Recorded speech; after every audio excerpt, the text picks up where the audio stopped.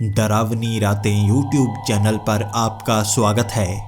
भूत प्रेत पिशाच और शैतानों की रोमांचक कहानियाँ आपको इस चैनल पर सुनने को मिलती हैं। अगर आपको ऐसी ही वीडियोस देखना पसंद है तो हमारे इस चैनल को सब्सक्राइब करना ना भूलें। तो हेडफोन लगा लें, कमरे की लाइट्स ऑफ कर लें, क्योंकि ये वक्त हो रहा है डरने का।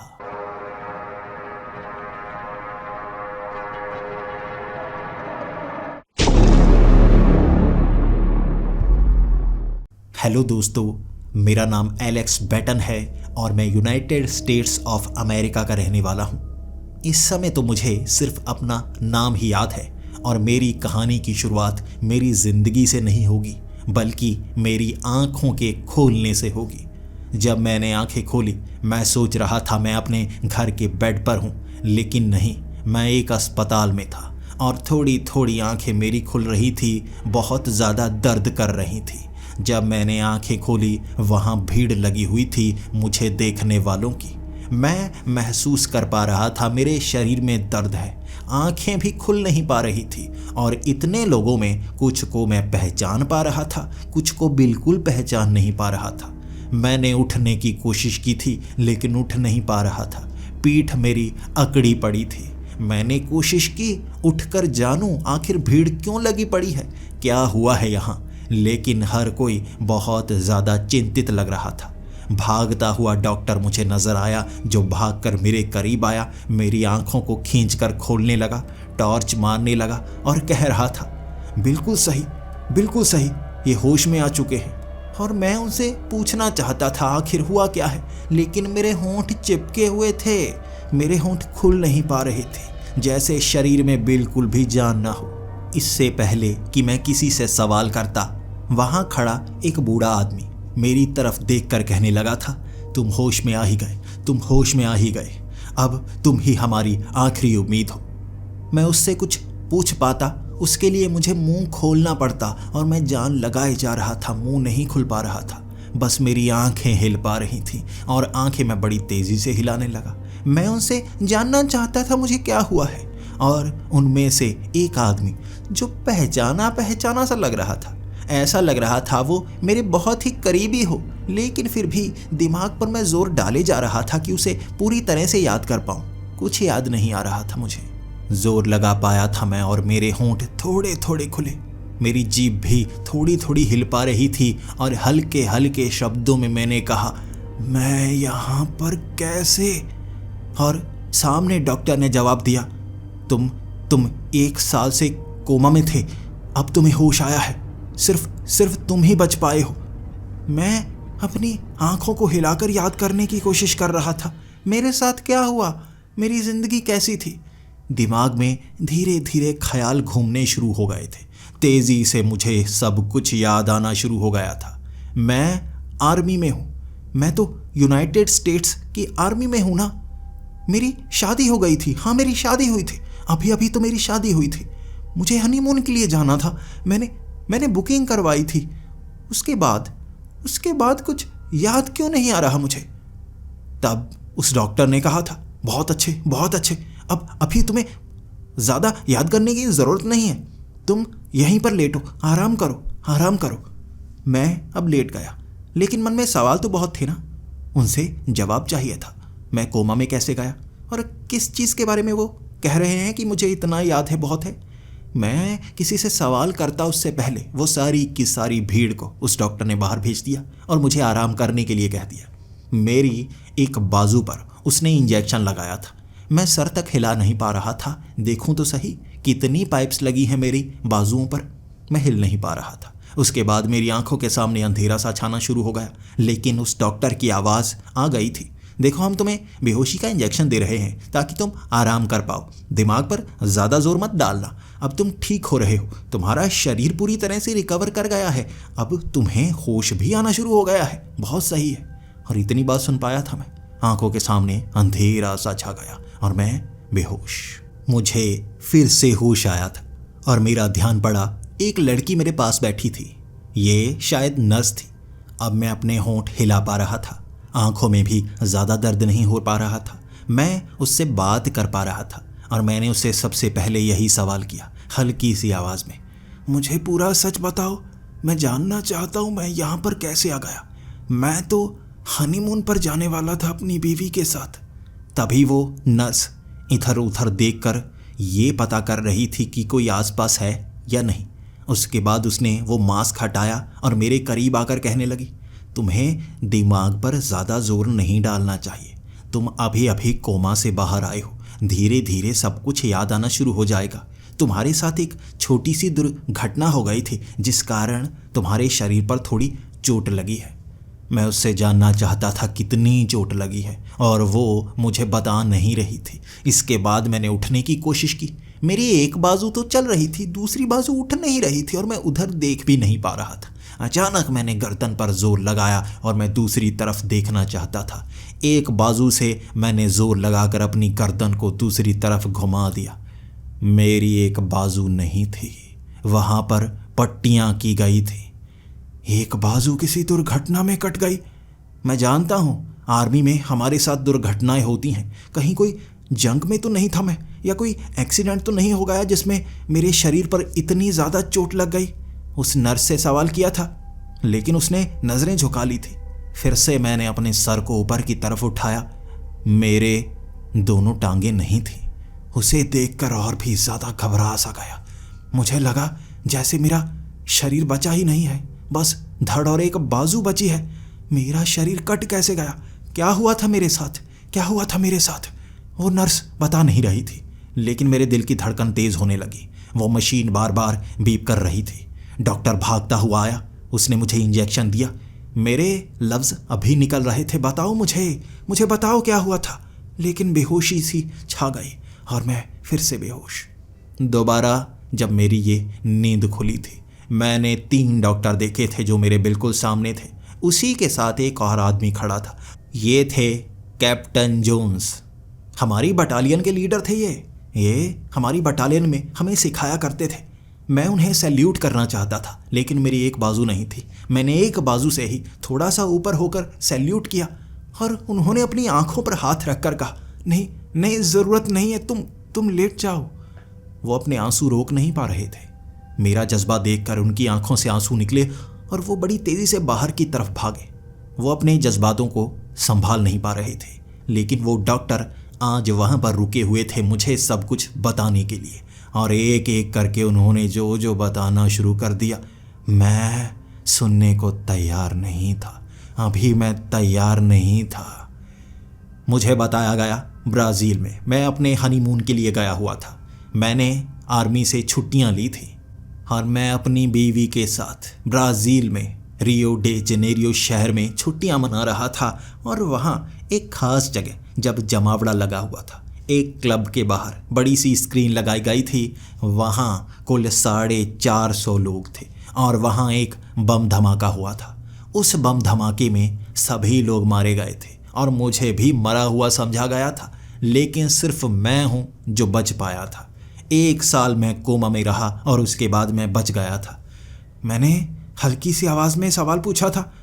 400 लोग मारे गए थे, मेरी बीवी को क्या हुआ? उन्होंने बड़े भारी शब्दों में कहा था, वो अब जिंदा नहीं है, उसे भी बचाया नहीं जा सका और उसके शरीर के कई टुकड़े हो गए थे। ये सुनते ही मेरे दिल की धड़कन बहुत धीमी हो गई थी।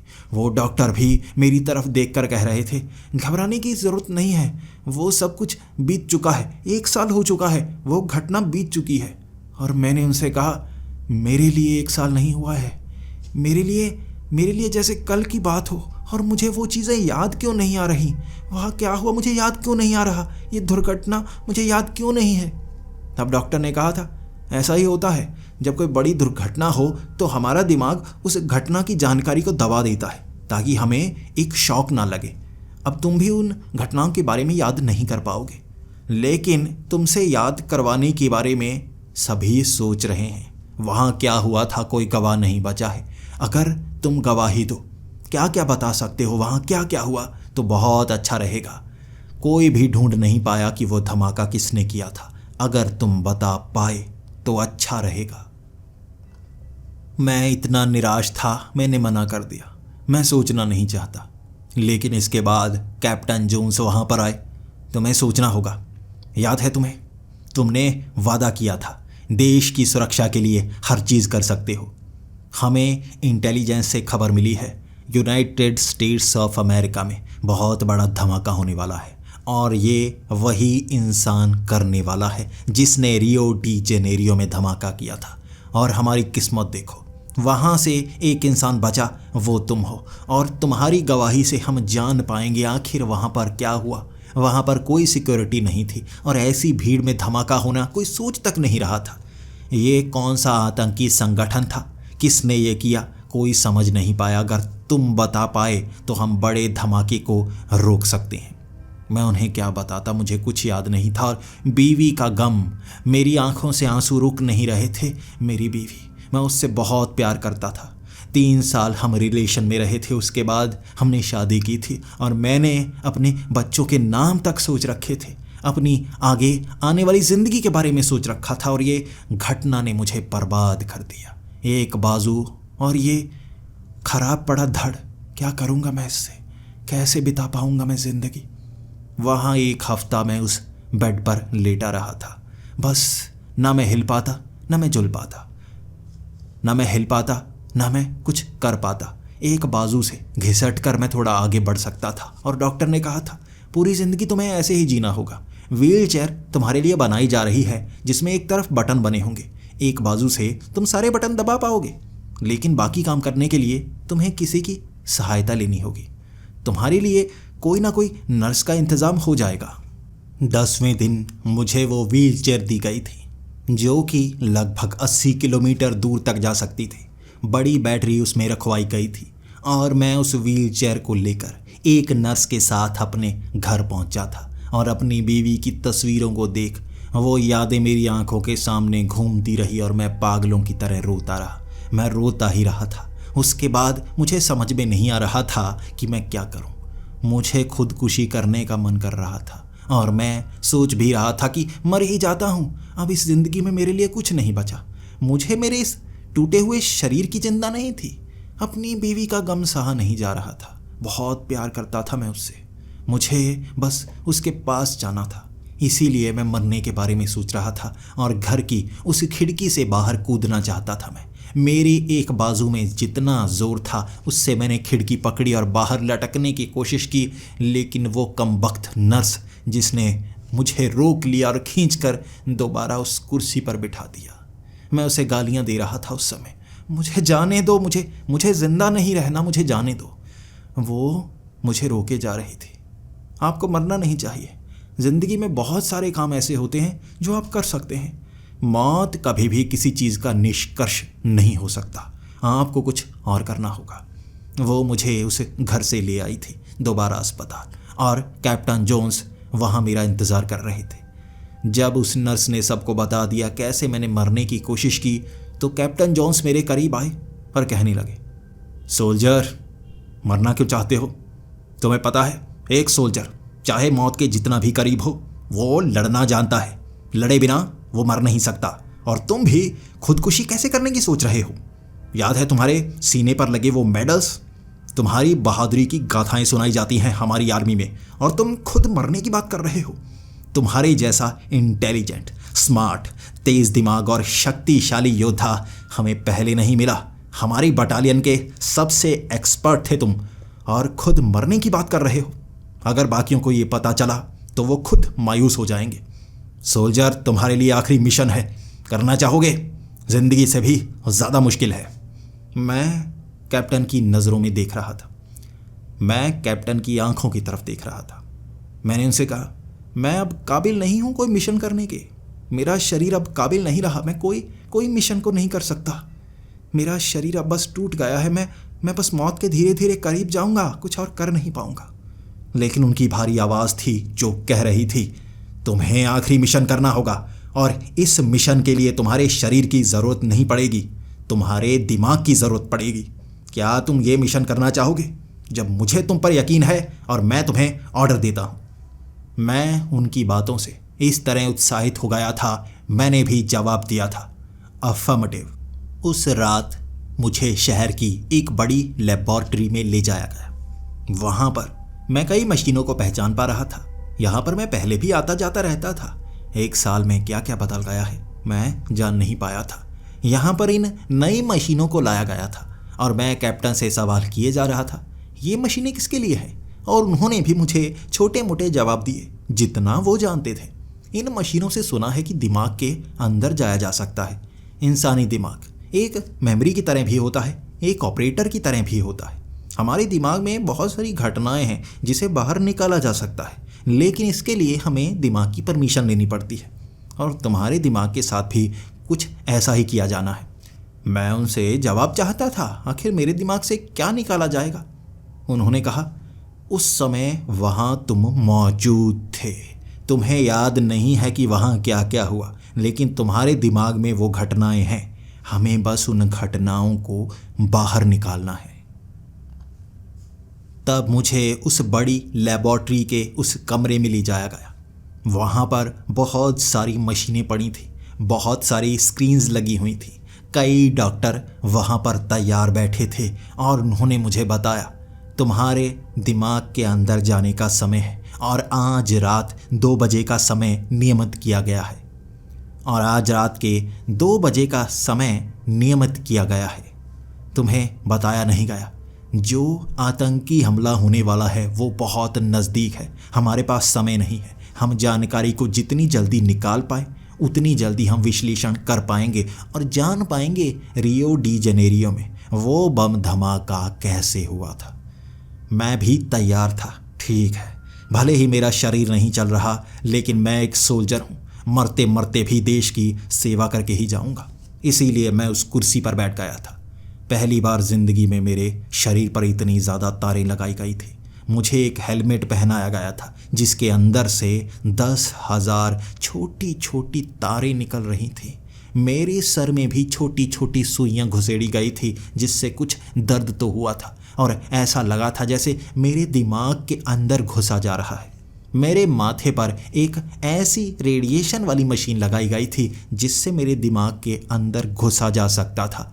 और तब उन्होंने कहा था, तुम्हें अब जानकारी देनी है। कुछ समय है, पहले तुम्हें जानकारी देनी होगी कि यहाँ होने क्या वाला है, तभी तुम हमारा साथ दे पाओगे। वहाँ सब बातें कैप्टन जोन्स को समझाई गई थी और ट्रांसलेशन कैप्टन जोन्स ही करने वाले थे। कई डॉक्टर रशिया से आए थे, कई डॉक्टर इटालियन थे, कई फ्रांसीसी डॉक्टर थे। जैसे सारे देश मिलकर इस प्रोजेक्ट में पैसा लगा रहे थे। तब मुझे घबराहट भी हो रही थी। आखिर ये है क्या? इतना खुफिया क्यों बनाया गया है इसे? इसमें क्या निकलेगा? मेरे दिमाग की बस घटना बाहर निकाली जाएगी? इतने डॉक्टर, इतने ऑफिसर यहाँ पर मौजूद क्यों हैं? मेरे पास आए थे तब कैप्टन जोन्स और कह रहे थे, अब तुम्हें जानने की ज़रूरत है ये मशीन क्या करती है। मैंने कहा, दिमाग से वो घटना की जानकारी निकालती है। उन्होंने कहा, नहीं, बात इतनी साधारण नहीं है, बात बहुत कॉम्प्लिकेटेड है, शुरू से समझानी होगी। तुम्हें पता है हमारा दिमाग किस तरह से काम करता है? अब सुनो पूरी बात चुप करके। हमारे दिमाग के 2 हिस्से हैं। पहले हिस्से को कहा जाता है कॉन्शियस माइंड, दूसरे हिस्से को कहा जाता है सब कॉन्शियस माइंड। जो हमारा कॉन्शियस माइंड होता है उसे कहा जाता है चेतना, यानी कि तुम सोचते हो, क्या करने वाले हो, ये चेतना करती है। तुम हाथ उठाते हो, किसी चीज़ को पकड़ते हो, तुम्हें गुस्सा आता है, फिर तुम शांत होते हो, कुछ और करते हो, मुस्कुराते हो, हर चीज़ ये चेतना करवाती है। शरीर पर कंट्रोल चेतना का होता है, लेकिन ये सच्चाई नहीं है। शरीर पर पूरा कंट्रोल चेतना का नहीं होता। हमारे शरीर के अंदर दिल भी तेज़ होता है, धीमा होता है। हमारे शरीर पर असली कंट्रोल अवचेतन मन करता है, यानी कि सब कॉन्शियस माइंड। दिल की धड़कन को तेज़ करना, धीमा करना, कोई बीमारी आई है उसे मारना, शरीर में अलग अलग अंगों को कितना विस्तार करना है, हमारी जब उम्र बढ़ती है, सब चीज़ें ये अवचेतन मन करता है। और हमें लगता है कि हमारी चेतना ही इसके कंट्रोल में है, लेकिन असल में अवचेतन मन हमारा असली राजा है, जो चुप करके रहता है, काम करता रहता है। मुझे ये बातें समझ में आ रही थी।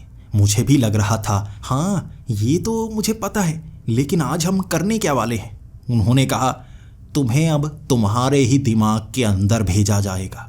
तुम अवचेतन मन के साथ बात करोगे, क्योंकि तुम्हारे जो शरीर की घटनाएं, जो भी हुआ, जो झटका लगा, उसे एक मेमोरी में स्टोर करके दबा दिया गया है। ये काम अवचेतन मन ने किया है ताकि तुम वो बड़े झटके को सहन कर पाओ, ताकि तुम्हें डर ना लगे। इस तरह तुम्हारे अंदर हमेशा उस चीज़ का डर बना रहेगा और हो सकता है तुम पागल हो जाते।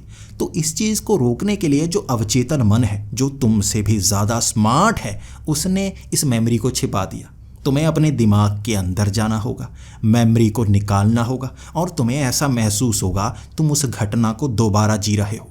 वो दिमाग वो हर तरफ से तस्वीर लेता है। हमारे दिमाग में उस मेमोरी को अच्छी तरह से स्टोर किया जाता है और जब तुम अपने दिमाग में जाओगे, उस घटना में घूमोगे, तब पता करने की कोशिश करना उस जगह पर वो बम धमाका किसने किया। इसी से हम पहचान पाएंगे।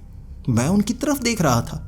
ऐसा हो सकता है हम मेमोरी में घुस सकते हैं, वो तो सिर्फ एक याद होती है। तब कैप्टन जोन्स ने कहा था, सब पता चल जाएगा, बस जो जो हम कहते हैं वो करते जाना। वहाँ पर जिद मत करना कि मैं ये नहीं करना चाहता, क्योंकि फीलिंग्स तुम्हारे सामने आएंगी। अवचेतन मन शरीर का राजा होता है, वो तुम्हें ये काम करने नहीं देगा, रोकने की कोशिश करेगा। क्या तुम हमारी बात मानोगे? मैंने जवाब दिया था अफर्मेटिव, और कैप्टन जोन्स खुश हो गए थे और मुझे सैल्यूट करके कहा था, तुम्हारी ज़िंदगी का सबसे बड़ा मिशन, दुश्मनों से लड़ना आसान होता है लेकिन खुद से लड़ना सबसे मुश्किल होता है। सोल्जर, ज़िंदगी का इतना बड़ा मिशन हमारी पूरी आर्मी में किसी ने नहीं किया होगा जो आज तुम करने वाले हो। ये कहते ही कैप्टन जोन्स वहाँ से बाहर चले गए थे और उन मशीनों को स्टार्ट किया जा रहा था। हाईएस्ट वोल्टेज, हाईएस्ट एम्पियर, यहाँ पर बिजली की एक तरह से थरथराने की आवाज़ें आ रही थी। इतनी ज़्यादा वोल्टेज में बिजली मेरे दिमाग के आसपास घूम रही थी और उन तत्वों से अंदर वाले सारे सिग्नल बाहर जाने वाले थे। तभी बाहर से आवाज़ आई, 3, 2, 1। ये क्या? सब कुछ बंद सा कैसे हो गया? अंधेरा, ये अंधेरा कैसे हो गया? तभी मेरे कानों में आवाज़ आई, डरो मत, तुम अब उस कमरे में नहीं हो, तुम अब अपने दिमाग के अंदर हो। मैंने कहा, दिमाग के अंदर कैसे? सामने मुझे एक रोशनी नज़र आ रही है। तो आवाज़ आई, मैं कैप्टन जोन्स हूँ, मेरी आवाज़ तो पहचानते हो ना?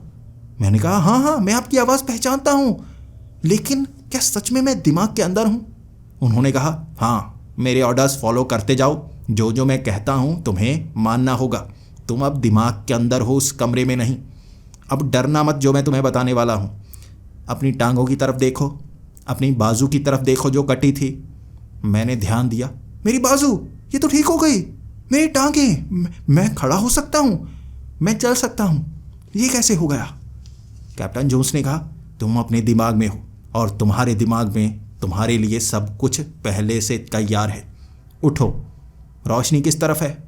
मैंने कहा, बिल्कुल सामने। मुझे लग रहा है जैसे ये एक पाइप है, ये एक पाइप सी है और सामने से रोशनी आ रही है। क्या मेरे शरीर की कोई नाड़ी है? क्या मैं अपनी नाड़ी के अंदर हूँ? तो उन्होंने कहा, नहीं, तुम दिमाग के अंदर हो। ये सब मेमोरीज हैं, तुम्हारी ज़िंदगी की मेमोरीज। आगे चलो, तुम्हें रोशनी की तरफ बढ़ना होगा, यहाँ से आगे निकलना होगा। मैं डरता डरता आगे की तरफ बढ़ना शुरू हो गया था। ये जैसे एक काले रंग की कोई बड़ी सी पाइप हो। अंदर से काले रंग का चमकता हुआ पेंट साफ दिख रहा था और सामने से आ रही रोशनी। चलता चलता मैं पाइप से बाहर निकला था और रोशनी आसमान से आ रही थी। ऐसा लग रहा था ये धरती ही हो। लेकिन जैसे ही मैंने एक कदम आगे बढ़ाया, नीचे जो सड़क दिख रही थी वो असल में पानी थी। पैर रखते ही हिलने लगी। वो लहरें हर तरफ बहना शुरू हो गई थी और सामने वाली वो इमारतें भी लहराने लगी थी। पैर रखते ही वो लहर ने उन्हें जैसे बदलना शुरू कर दिया। तबाही सी आ गई थी सामने, इमारत ढहनी शुरू हो गई। बिल्कुल इस पानी के बीच में दरार आ गई और नीचे से लावा बाहर की तरफ निकलना शुरू हो गया। ये जैसे तबाही का मंजर था और मैं कदम पीछे हटा चुका था। डर कर मैंने तो आंखें बंद कर ली और आंखों के पार भी दिख रहा था। मैं अपने दिमाग में था, ये शरीर मेरा असली नहीं है, ये चीज़ें असली नहीं हैं। मैं खुद को समझा रहा था। तभी कैप्टन जोन्स की आवाज़ आई। क्या हुआ, क्या हुआ, बताओ बताओ, अंदर क्या हो रहा है, बताओ। मैंने कहा, मैं उस काले पाइप से बाहर आया, सामने सब कुछ बिल्कुल ऐसा ही नज़र आ रहा था जैसे मैं न्यूयॉर्क शहर में हूँ। लेकिन जैसे ही मैंने सड़क पर पैर रखा, मेरे पैर से लहरें बनने लगी सड़क पर, जैसे ये पानी हो। और ये लहरें आगे चलकर इतनी बड़ी बड़ी लहरें बन गई जैसे सुनामी हो। सारी इमारतें ढह गई। सामने अब सब कुछ गिरा गिरा सा नज़र आ रहा है। तभी जून्स ने कहा था, देखो ये तुम्हारी मेमोरी है, तुम्हें डराने की कोशिश हो रही है, वापस मत आना, आगे बढ़ो। ये दिमाग है, कुछ नहीं होगा तुम्हें, ये तुम्हारी मेमोरीज हैं। तुम जितना डर रहे हो, नई मेमोरीज बन रही हैं जो पुरानी मेमोरीज को खराब कर रही हैं। यकीन करो कि ये सब बस एक भ्रम है, सच्चाई नहीं है। यहाँ जो भी होगा वो तुम्हारे साथ नहीं होने वाला। आगे बढ़ो, नीचे जो पानी है वो असली नहीं है। इसके बाद मैंने सड़क पर पैर रखा था और मेरे पैर से और लहरें बनी, लेकिन मैंने दूसरा पैर भी रख दिया। सच में मैं ज़मीन में गड़ा नहीं था जैसे कि ये पानी नज़र आया था। मैं सड़क पर चल रहा था और मैंने देखा जो लहरें पहले पैर रखने पर बड़ी बड़ी सुनामी बनकर आगे इमारतों को गिरा रही थी, वो लहरें वापस आने लगी। सारी इमारतें बिल्कुल जैसे रिवर्स मोड में खड़ी होने लगीं और सारी की सारी लहरें मेरे पैर में आकर समा गई। ये पक्की सड़क बन गई थी जिस पर मैं चल सकता था, और यही मैंने कैप्टन जोन्स को बताया। इसके बाद वो कहने लगे, तुम्हें आगे बढ़ना होगा, यहाँ तुम्हें कोई इंसान नज़र नहीं आएगा, यहाँ पर सिर्फ तुम दो ही हो, एक तुम, एक तुम्हारा सबकॉन्शियस माइंड। ढूंढो उसे, उससे तुम्हें बात करनी होगी। उससे बात करोगे तभी तुम्हें आगे जाने का रास्ता मिलेगा। खुद नहीं ढूंढ सकते तुम। हमारे लिए जैसे गेट बंद किए जाते हैं। कभी तुमने दिल की धड़कन रोकने की कोशिश की? तुम नहीं रोक सकते, ये तुम्हारे कंट्रोल में नहीं है। और ये तुम्हें साधारण नज़र आता होगा। अब तुम दिमाग में हो, अब तुम्हें सबकॉन्शियस माइंड तुम्हारे जैसा नज़र आएगा। एक इंसान सामने, तुम्हें उसको मनाना होगा, पटाना होगा, उससे परमिशन लेनी होगी। जब वो तुम्हें आगे जाने देगा, तुम अपने दिमाग में पहुंच पाओगे, अनकॉन्शियस माइंड यानी कि मेमोरी का भंडार। और उन भंडारों में तुम्हें वो मेमोरी निकालनी होगी जो अब तक तुम्हें याद नहीं है। बढ़ो आगे। मैं उन सड़कों पर आगे बढ़ने लगा था, बिल्कुल वीरान सड़कें, लेकिन ये सब कुछ असली जैसा लग रहा था। न्यूयॉर्क की सड़कें, ये टाइम्स स्क्वायर का वो मोड़ था जहाँ पर बड़ी बड़ी स्क्रीन्स पर कुछ अजीब अजीब से चित्र दिख रहे थे, लेकिन दिमाग में कुछ भी पड़ नहीं रहा था। जैसे हर आंखें बड़ी बड़ी फिर छोटी हो जाती, जैसे ये पानी से बनी हुई स्क्रीन्स हो। उसके बाद मैं सड़क में किसी इंसान को ढूंढ रहा था। कभी मैं किसी दिशा में जाता तो कभी किसी दिशा में जाता। अचानक मुझे वहाँ भ्रम होने लगे। सामने मुझे एक आदमी नज़र आया, लेकिन धुंधला धुंधला सा। मैंने कैप्टन जोन्स को कहा, यहाँ मुझे आदमी नज़र आया, लेकिन मेरे जैसा नहीं लग रहा। कैसा लग रहा है? कैप्टन जोन्स ने कहा। मैंने कहा, पता नहीं, वो जाना पहचाना सा लग रहा है। वो आप जैसा लग रहा है। अरे अरे बिल्कुल आप जैसा। तभी कैप्टन जोन्स ने कहा था, वो तुम्हारी मेमोरी पीपल हैं, वो असली नहीं है, वो मेमोरी पीपल हैं। तुम्हें असली को ढूंढना है जो धुंधला ना लगे, जो बिल्कुल समझ में आए, जिससे तुम बात कर पाओ, जिसकी सोच अलग हो। ढूंढो, जल्दी करो। मैं अब आगे चलना शुरू हो गया था। चलता गया। मैं गलियां देख रहा था, मैं दुकानें देख रहा था, लेकिन जैसे ही मुझे घबराहट होती, मैं देखता सामने वाले दरवाजे ऊपर की तरफ जाने लगते, जैसे पानी के अंदर धंस रहे हों और नए रंग का दरवाज़ा बाहर की तरफ निकलता हो। खिड़की का आकार बदल जाता, कई खिड़कियां इतनी बड़ी हो जाती, उसके अंदर मुझे पहाड़ नज़र आने लगते। हर चीज़ अलट पलट सी नज़र आ रही थी। मैं अपने दिमाग में खोया खोया सा होने लगा था। मैं ढूंढ रहा था सबकॉन्शियस माइंड को। तभी मुझे सामने एक रेस्टोरेंट दिखा। ये वो रेस्टोरेंट था जिसमें मैं हमेशा जाया करता था। मुझे पता नहीं क्यों वहाँ पर बहुत अच्छा महसूस होता था। ऐसा लगता था जैसे मेरी ज़िंदगी ऐसी ही है। मुझे खाली जगह सबसे ज़्यादा पसंद थी और इस रेस्टोरेंट में कोई आया नहीं करता था। मैं उस बूढ़े आदमी का भला करने के लिए वहाँ जाता था। उसे ज़्यादा टिप दिया करता था और वह अकेला बैठकर चाय पिया करता था, खाना खाया करता था। खाना बहुत अच्छा बनाता था वो, लेकिन काफ़ी धीमा था। आधा घंटा लग जाता था उसे खाना लेकर आने में, इसीलिए कोई उसके पास आता नहीं था। मैं अकेला बैठकर मज़े से वहाँ खाया करता था और मैं जब उसके पास गया, उस कुर्सी पर कोई और बैठा था। वहाँ मैं नहीं था, मेरे जैसा दिखने वाला कोई, पूरी तरह से साफ। मायामी शहर का वो रेस्टोरेंट यहाँ न्यूयॉर्क की एक गली के बीच में बना हुआ था।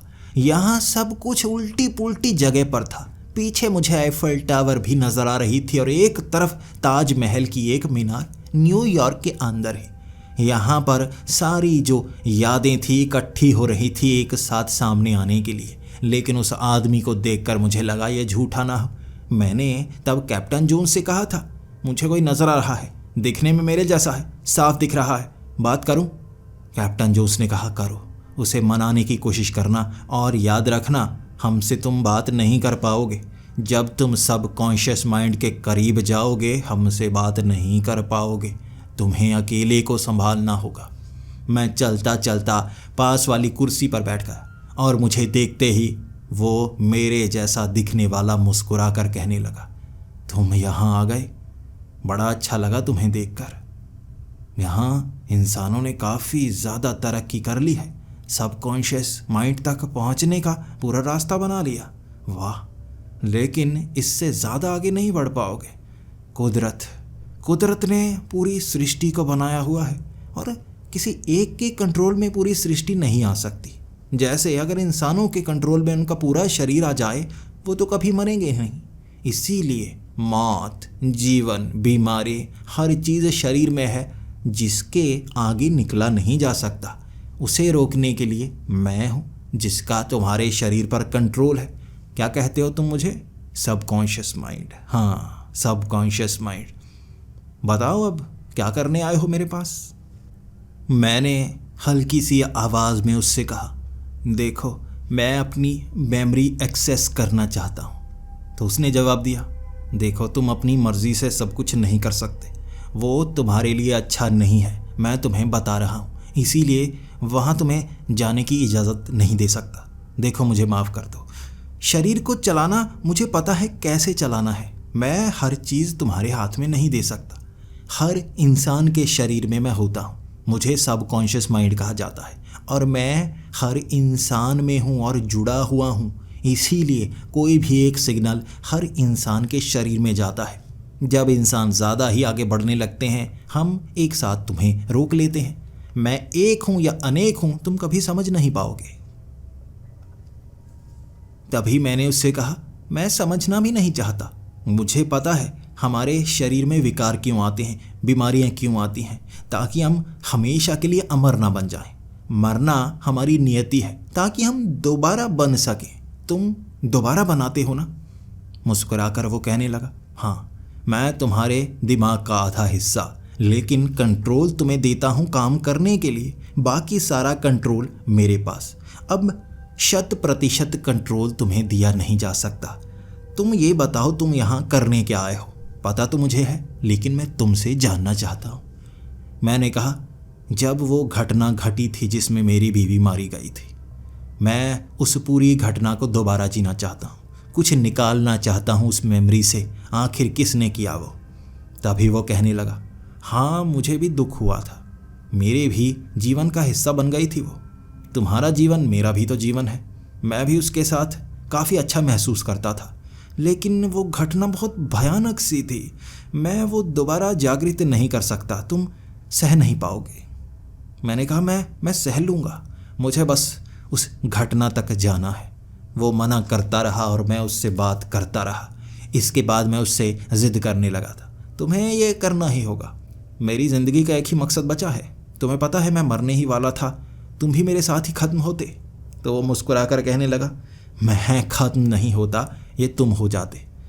जानते हो मैं सबकॉन्शियस माइंड हूँ, मैं कनेक्टेड हूँ हर इंसान के साथ, मुझे मारा नहीं जा सकता, तुम मरते। जिसके पास कुछ % एक्सेस है अपने शरीर का, बाकी सब तो मेरे साथ ही है। तब मैंने घबराते हुए कहा, देखो मैं वो जीना चाहता हूँ, चाहे मेरे साथ जो भी हो। तुम्हें तो कुछ होगा नहीं ना? तो मुझे एक्सेस दो, मैं उसमें से कुछ भी ऐसा नहीं निकालूंगा जिससे मैं अमर हो जाऊं या किसी को कुछ पता चले। लेकिन वो घटना में जो कातिल था मैं उसे ढूंढना चाहता हूं, और हमने अगर तरक्की की है तो हमें आगे निकलने का मौका भी तो दो, तुम्हें कोई नुकसान नहीं होगा। उसने काफ़ी देर मुझे रोकने की कोशिश की और अंत में मुझे आगे बढ़ने का रास्ता दे दिया। चलो मेरे साथ। वो रहा बाथरूम।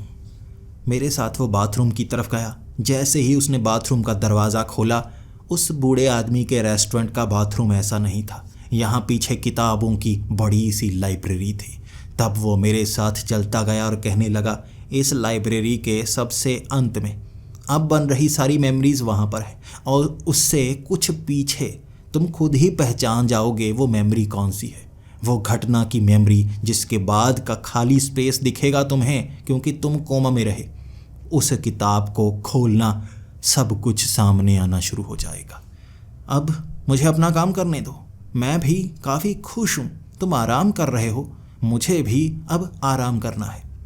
मैं अब उस लाइब्रेरी में आगे बढ़ गया था और चलते चलते जब मैं पीछे पहुंचा, मैं जानता था कौन सी मेमोरी में मुझे जाना है। मैंने उस किताब को खोला और मेरी आंखों के सामने वो दृश्य, मेरी बीवी उसके हाथों में हाथ डाले हुए हम अपने होटल से बाहर निकल रहे थे। उसने एक शॉर्ट ड्रेस डाली हुई थी और मैं भी एक निक्कर और टी शर्ट के साथ। हम रियो डी जनेरियो शहर में उस टूरिस्ट स्पॉट पर जाने वाले थे, लेकिन मेरा ध्यान पूरा का पूरा उस जगह पर था। तभी कानों में आवाज़ आई, तुम यही हो? तुम यही हो कैप्टन जोन्स? ये आपकी आवाज़ है। उन्होंने कहा, हाँ ये मैं हूँ। इसका मतलब तुम सबकॉन्शियस माइंड से बात कर पाए? कहाँ हो अब? मैंने कहा, मैं होटल से बाहर निकला हूँ उसी दिन। घटना को याद कर पा रहा हूँ क्या क्या हुआ था। तभी मेरी बीवी ने आवाज़ दी, चलो देर हो रही है, हमें जल्दी वहाँ पर पहुँचना है। कॉन्सर्ट पूरे 11 बजे शुरू होगा और कहा गया है कि 11 बजे कोई खास सरप्राइज़ रखा गया है। सरप्राइज़ रखा गया है? जल्दी चलो, वहाँ जिसने भी एडमिशन ली है सिर्फ वही जा सकता है। 400 लोग वहाँ पर होंगे, जिनमें से सिक्योरिटी गार्ड और वहाँ ऑर्गेनाइज़र भी, यानी कि उन्हीं में से कोई है जिसने वो बम धमाका किया था। अपनी बीवी के साथ उस होटल के पास ही उस टूरिस्ट स्पॉट पर पहुंच गया था और मुझे कैप्टन जोन्स बता रहे थे, ध्यान से देखो, किसी के हाथ में कोई शक्की चीज़, किसी के हाथ में कोई बम, कोई ऐसी चीज़ जो कहीं पर छिपा रहा हो, तुम्हें ध्यान देना होगा। ध्यान दो। लेकिन यकीन कीजिए, मेरी नज़रें मेरी बीवी से हट नहीं रही थी। आंखों से मेरे जैसे आंसू बहे जा रहे थे। मेरी बीवी बार बार मुझसे पूछती, रो क्यों रहे हो? यहाँ घूमने के लिए तो आए हैं हम, बहुत अच्छा लग रहा है। मैं हमेशा से यहाँ घूमना चाहती थी और तुमने कहा था तुम एक सरप्राइज़ दोगे। कितनी अच्छी जगह पर लेकर आए हो तुम, चलो जल्दी करो। वो मेरा हाथ खींचकर आगे ले जा रही थी। मैं अपनी मरी हुई बीवी की यादों से नज़रें हटा नहीं पा रहा था मैं, लेकिन उसके हत्यारे को तो ढूंढना ही था ना, वो आतंकवादी जिसने यहाँ पर बम रखा था। इसीलिए अब मैं उससे नज़रें हटाकर अपनी आंखें इधर उधर घुमाने लगा। बहुत सारे लोग थे, 400 लोग, जिनमें से किसी के हाथ में कोई बैग, किसी के कंधे पर कोई बैग। हर किसी की नज़र बहुत अलग सी थी, कोई गुस्से में था तो कोई बहुत ज़्यादा खुश। बार बार कैप्टन जोन्स कहे जा रहे थे, पहचानो। कितना समय हुआ है? मैंने कहा 11:15 हो गए होंगे। उन्होंने कहा 11:25 पर 11:25 पर धमाका हुआ था और ये धमाका बहुत तेज़ था। जल्दी ढूंढो, तुम्हें इस कॉन्सर्ट के इसी भीड़ वाली जगह पर ढूंढना होगा, यहीं पर किसी ने बम रखा था। मैं इधर उधर ढूंढता गया, तभी एक शक्की आदमी पर मेरी नज़र सी टिक गई थी। वो बार बार घबराया इधर उधर देखे जा रहा था। उसके हाथ में बैग भी था और मुझे लगा पहचान लिया। ये एक गंजा सा आदमी है, बड़े बड़े चश्मे पहन रखे हैं इसने, बहुत ध्यान से इधर उधर देख रहा है। इसके कान में तार भी लगी हुई है। कैप्टन जोन्स कहने लगे, पीछा करो उसका पीछा करो। वो बैग तुम्हें देखना होगा, तुम्हारी मेमोरी में सब कुछ है, तुम्हें वो बक्सा खोलना होगा। तुम उस बक्से को देखो, अगर तुम्हें कुछ भी शक्की लगता है तो बताओ, उसके बाद हम खुद निकाल लेंगे आखिर वो कौन हो सकता है।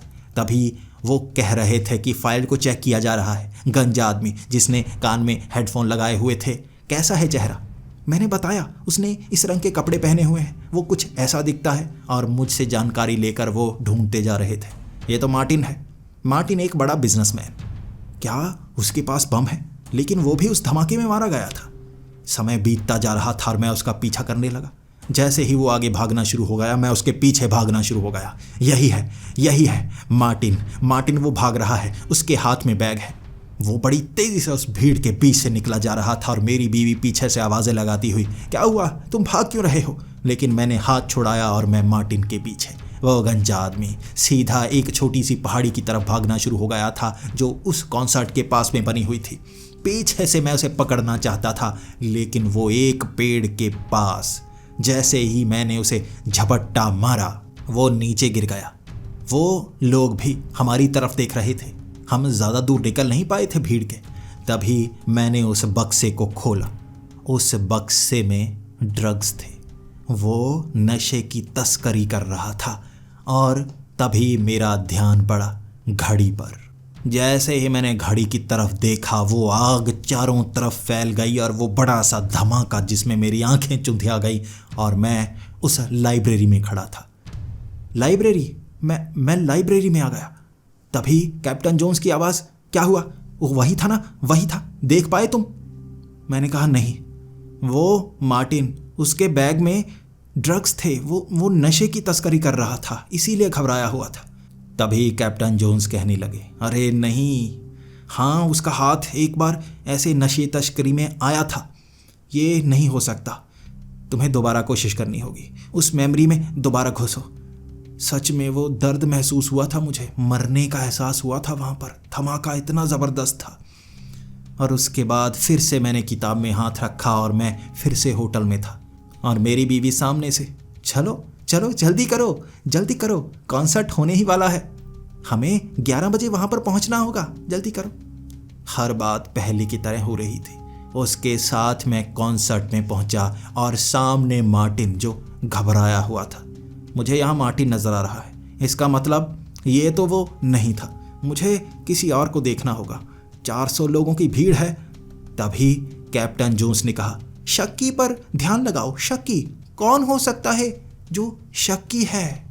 जैसे ही मैं थोड़ा सा आगे बढ़ने वाला था, मेरी टांगों में दर्द सा शुरू हो गया और मैं वहीं पर गिर गया। और मेरे घुटनों में जलन सी हो रही है। तभी कैप्टन जोन्स भी कहने लगे, तुम्हारे दिल की धड़कन तेज हो रही है। तुम्हें जो करना होगा जल्दी करना होगा। शायद जब तुम सबकॉन्शियस माइंड की उस मेमोरी एक्सेस में होते हो, वो घटना को जीते हो, तो तुम्हारा दिमाग कमज़ोर होता है। याद रखो, तुम ज़्यादा बार अपने दिमाग के इस घटना में नहीं आ सकोगे। तुम्हें जल्द ही ढूंढना होगा, वरना तुम्हारा शरीर भी ये दर्द को सहेगा और हो सकता है इस दर्द के कारण तुम्हारे दिल की धड़कन तेज़ हो और तुम्हारी मौत हो जाए। इस धमाके से तुम्हें दूर रहना होगा। तुम्हें बस शक्की को ढूंढना है और हमें बताना है। इस धमाके से दूर हो जाना जितनी जल्दी हो सके। तभी मेरी नज़र पड़ी उस सिंगर की तरफ। ये लोकल सिंगर था जिसने बड़े बड़े अटैची ऊपर रखे हुए थे। एक अटैची के अंदर चमकती हुई एक रोशनी नज़र आ रही थी। मुझे लगता है वो सिंगर भी हो सकता है। तभी कैप्टन जोन्स ने कहा, वो सिंगर? हाँ वो भी। उसकी लिस्ट निकालो जल्दी से, सारी टीम लग जाओ, उसकी लिस्ट निकालो। हाँ मेरे सामने स्क्रीन पर आ गया है। अच्छा वो सिंगर, वो तो कई देशों में घूमता रहता था। और ये क्या, वो तो सपोर्टर था इन टेररिस्ट ऑर्गेनाइजेशन का। उसका मानना था कि अमेरिका गलत कर रहा है और उसने कई स्टेटमेंट्स दी थी कि ये टेररिस्ट भी एक तरह से लोगों को मारकर अच्छाई कर रहे हैं। इसका मानना है कि टेररिस्ट भी बुरे नहीं होते। वो भी इस धमाके में तो मारा गया था, लेकिन हो सकता है उसने आत्मघाती धमाका किया हो। तुम्हें जल्द से जल्द ऊपर पहुंचना होगा। हम लिंक निकाल रहे हैं। उस सिंगर के किस्से लिंक थे, लेकिन ऊपर जाकर बैग चेक करो, क्या सच में बम उसमें था? क्योंकि तुम्हें सिर्फ लाइट नज़र आ रही है। मैं भागता हुआ अब सीधा स्टेज पर जा रहा था, लेकिन वो भीड़ मुझे आगे निकलने नहीं दे रही थी, और वो सिक्योरिटी गार्ड जो स्टेज से लोगों को जाने से रोक रहे थे। मुझे 2 बार उन्होंने धक्का दिया और मैं समझ गया था ऐसे तो मैं ऊपर पहुंच नहीं पाऊंगा। उसके बाद एक कोने से निकलता हुआ मैं सीधा ऊपर पहुंचा और वो लोग मुझे पकड़ना चाहते थे, लेकिन मैंने वो बैग पकड़ ही लिया और जैसे ही उंगलियों से उस जिप को खोला, उसके अंदर मोबाइल पड़ा था जिसकी टॉर्च ऑन थी। शायद वहाँ टॉर्च के कारण मुझे वो रंग दिख रहे थे। कुछ नहीं था उस बैग में, और इससे पहले कि मैं घड़ी देखता, वो तेज़ धमाका और आंखों के सामने वो रोशनी, और मैं उस लाइब्रेरी में था घुटनों पर बैठा हुआ। मेरे घुटने, मेरी बाजू, मुझे जलन का एहसास हो रहा है। यहाँ भी मेरी बाजू जल चुकी है। मेरे घुटने, मेरी टांगे भी काफ़ी जल चुकी हैं। ये कैसे हुआ? तभी कैप्टन जोन्स की आवाज़ आई, तुम्हें कहा था तुम्हें धमाके से दूर रहना होगा। मेमोरी करप्ट हो रही है, तुम्हारी मेमोरी करप्ट हो रही है। जब तुम बार बार उस घटना को जियोगे, तुम्हारी मेमोरी करप्ट होगी।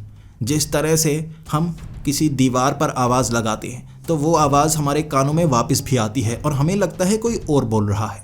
इस तरह अगर आवाज़ गूंजती रहे तो वो बदलती रहती है। तुम अपनी याद में जितनी बार जाओगे, तुम्हारी याद करप्ट होती रहेगी, और इससे तुम्हारे दिमाग के हिस्से के बंद होने के चांस भी हैं। तुम मर भी सकते हो। तुम ज़्यादा कोशिश नहीं कर सकते। एक बार और कोशिश करो और इसके बाद बाहर आ जाना। ये तुम्हारी आखिरी कोशिश होगी। तुम्हारा शरीर कितना जला है? मैंने बता दिया था, ये 3rd डिग्री के बर्न है, लेकिन मैं उठ सकता हूँ। इसके बाद अब कैप्टन जोन्स ने कहा था, आखिरी बार, इस बार शरीर पर ज़्यादा दर्द महसूस हो, सीधा बाहर आ जाना और इस मेमोरी को दोबारा एक्सेस नहीं करना है। हम बस यही कोशिश कर सकते हैं, तुम्हें हम मरने नहीं दे सकते। मैं फिर से किताब को हाथ लगाकर अपनी मेमोरी के अंदर था, और मेरी नज़रें अब उस कॉन्सर्ट में घूमती ही रहीं। मैं हर किसी को शक की निगाह से देख रहा था। कोई ऐसा जो बम यहाँ लगाकर भागने की कोशिश कर रहा हो। बहुत कम लोग थे जो वहाँ से दूर जाने की कोशिश कर रहे थे, और वहाँ जैसे ही मैंने एक लंबे चौड़े आदमी को देखा, वो एक पेड़ के पास खड़ा सिगरेट फूंक रहा था और हंस रहा था। तभी उसने सिगरेट नीचे फेंकी। उसका हाथ खाली था, लेकिन मुझे लग रहा था वो बम लगाकर भाग रहा होगा। जल्दी से भागकर मैंने उसे पकड़ा, और जैसे ही मैंने उसे पकड़ा, वो मेरी तरफ देखकर कहने लगा, क्या हुआ? हाथ क्यों लगाया मुझे? मैं ड्यूटी ऑफिसर नहीं हूँ, लेकिन इस तरह तुम मुझे हाथ नहीं लगा सकते। ये एक ऑफिसर था जो सिर्फ सिगरेट पीने के लिए दूर आया हुआ था। उसके हाथ में भी कुछ नहीं था, और मुझे धक्का देकर वो दोबारा भीड़ की तरफ चलकर जाने लगा।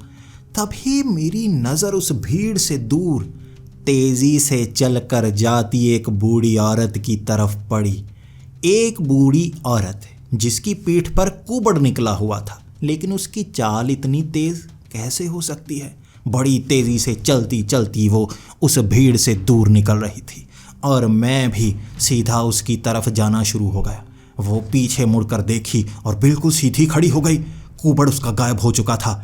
मैं जान गया था अब गड़बड़ कहाँ पर है। वो भागना शुरू हो गई। जितनी तेज़ी से वो भाग रही थी, वो समंदर की एक तरफ जाए जा रही थी, और उसने समंदर में छलांग लगा दी। मैं देखकर हैरान।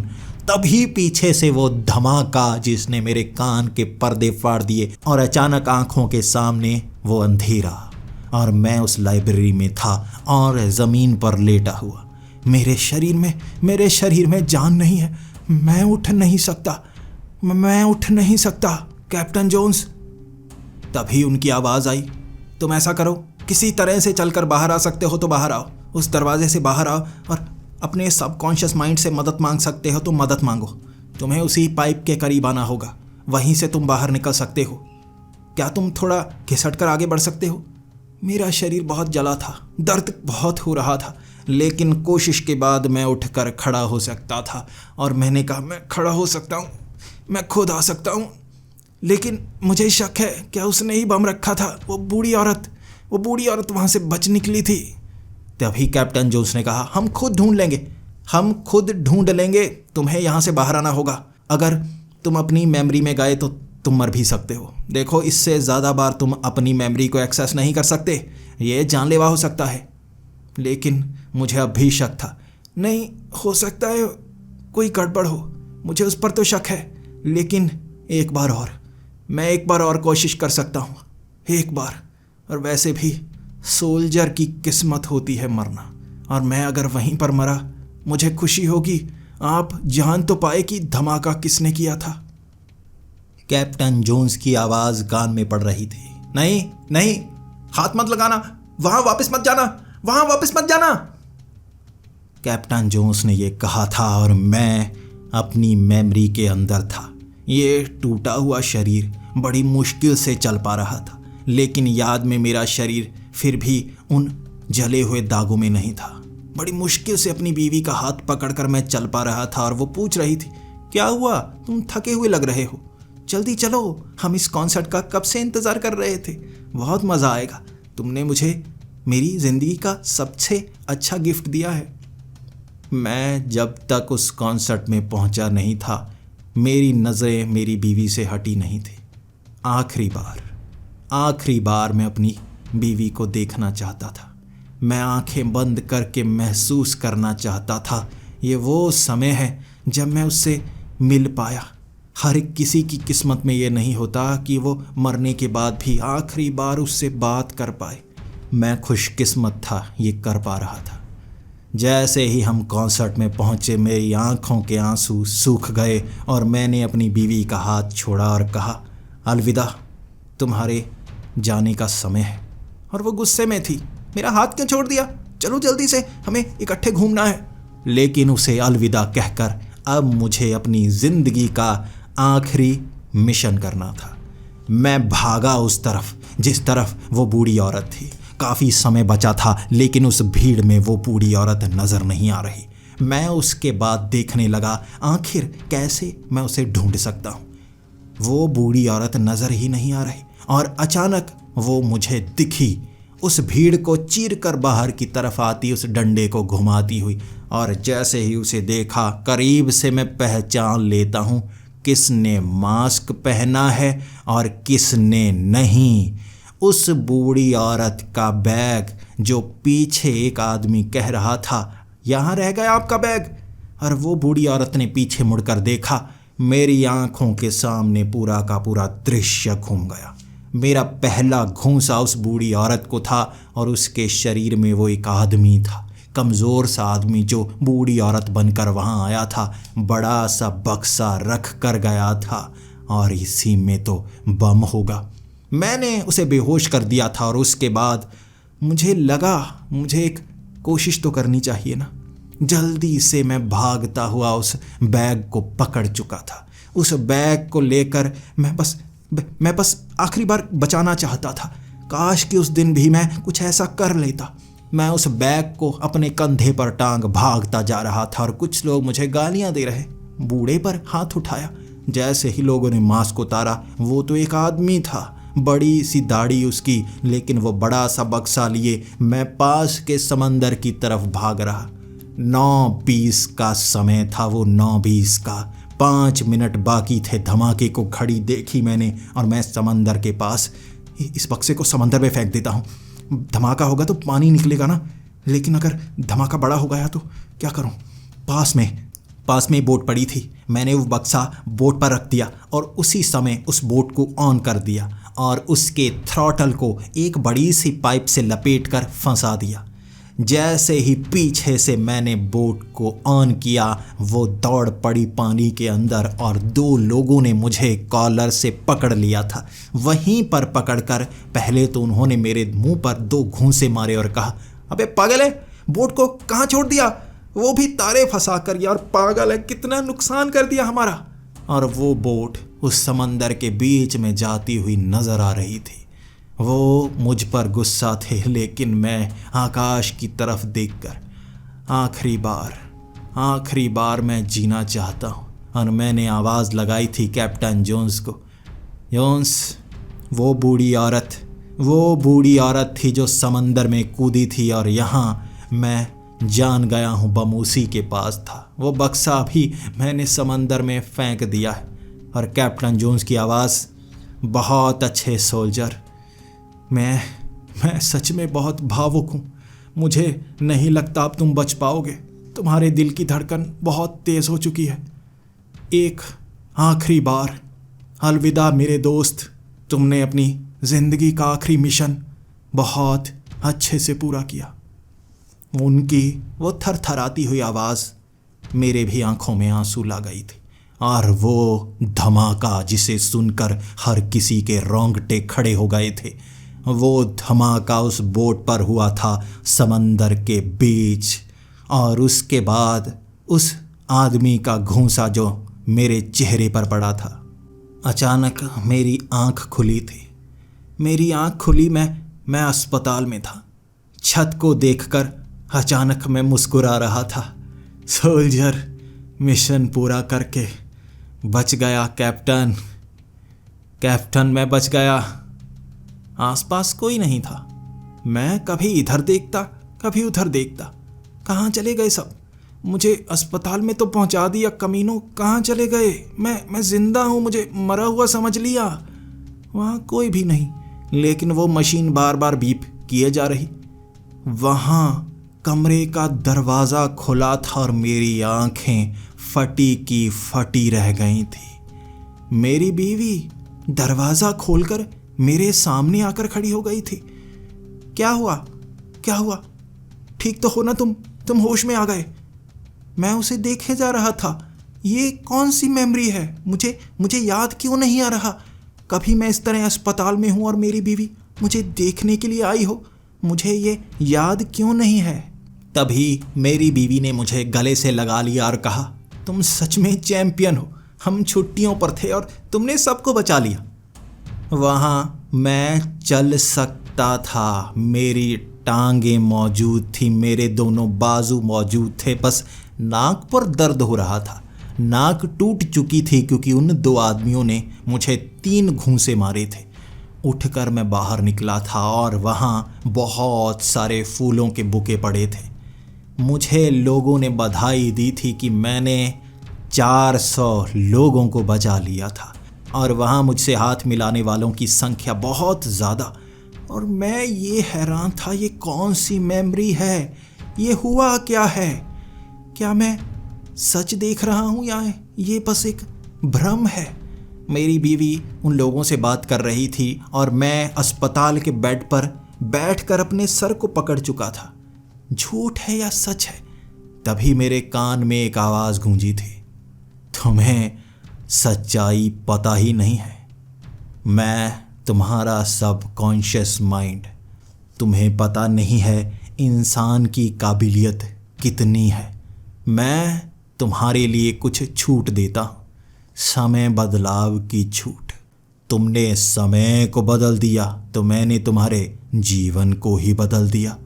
अब तुमने लोगों को बचाया ही है तो जी लो अपनी ज़िंदगी।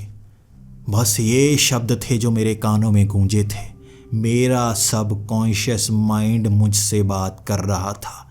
मैंने इतिहास की मेमोरी में बदलाव करके इतिहास को बदल दिया था और खुद को मैं उस ज़िंदगी में ले गया जब वो घटना घटी तक ना। उस आतंकवादी को पकड़ लिया गया और उसने सब कुछ उगल दिया था। उसके लिंक यूनाइटेड स्टेट्स में भी थे और उसके साथियों को वहीं से जकड़ना शुरू हो गया था। और कुछ देर बाद मुझे कॉल आई थी कैप्टन जोन्स की। बहुत अच्छे सोल्जर, जहाँ भी जाते हो कमाल ही करते हो। अब वहाँ पर भी लोगों को बचा लिया और इतनी बड़ी टेररिस्ट ऑर्गेनाइजेशन को भी पकड़वा दिया। तुम तो कमाल ही करते हो। और उनकी आवाज़ सुनकर मैं हैरान सा था। सर, मैं आपसे कुछ पूछना चाहता हूँ, क्या मैं पूछ सकता हूँ? बिल्कुल सोल्जर, तुम कुछ भी पूछ सकते हो। क्या आप वहाँ कोई मेमोरी पर एक्सपेरिमेंट भी कर रहे हैं जिसमें आपका भी नाम है? तभी उनकी कांपती हुई आवाज़ थी, सोल्जर, तुम्हें ऐसी जानकारी कहाँ से मिली? ये काफ़ी सीक्रेट जानकारी है, तुम्हें जितना भी पता है इसे अपने तक रखो। तुम कैसे सब कुछ पता कर लेती हो? और इसके बारे में तुम्हें जानना भी नहीं चाहिए। अब इस बात को अपने जहन से निकाल दो। और एक आखिरी सवाल जो मैंने उनसे पूछा था, कैप्टन सच सच बताना, क्या मैं कोमा में गया था और क्या मैं सच में जिंदा हूँ? तो कैप्टन की आवाज़ आई थी, पागल हो गए हो, जल्दी से मेरे पास आओ, तुम्हारे लिए एक बड़ा मिशन है। तुमने दिमाग खराब करके रख दिया है, कौन से कोमा में गए? तुम ऐसे सवाल किए जा रहे हो जैसे उन 2-3 घूंसों में ही तुम्हारा दिमाग हिल गया।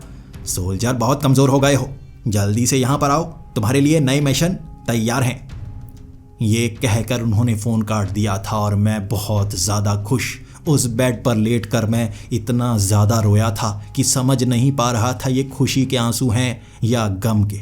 मेरी बीवी मेरे सामने थी और मैं इतिहास को बदल चुका था, उस घटना को होने से पहले रोक चुका था और जान गया था इंसान के सबकॉन्शियस माइंड की पावर क्या है। हम एक शक्तिशाली जीव हैं जो समय और अंतरिक्ष में भी बदलाव कर सकते हैं। इसलिए कभी खुद को कमज़ोर मत समझना, तुम बहुत शक्तिशाली हो।